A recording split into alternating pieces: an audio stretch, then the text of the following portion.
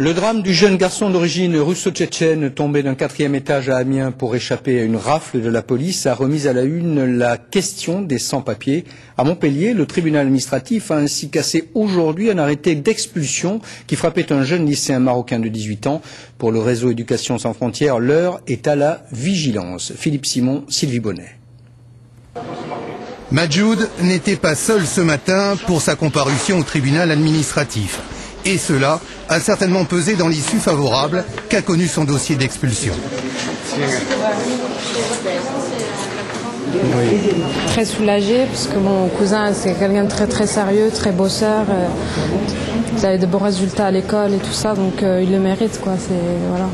Des professeurs, des amis de son club de sport, de la famille étaient là, et bien sûr des membres du réseau Éducation sans frontières qui, en plein été, continuent de lutter contre ces procédures à l'encontre des jeunes étrangers scolarisés.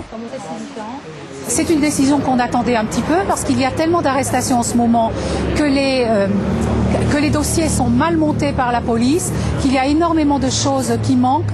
Beaucoup de procédures ont été annulées depuis un certain nombre de semaines. Comme dans le cas de Majoud, ces jeunes étrangers en devenant majeurs se retrouvent en situation illégale sur le territoire français. Scolarisés ou pas, ils deviennent des sans-papiers clandestins jusqu'à ce qu'un simple contrôle ou opération de police les arrête.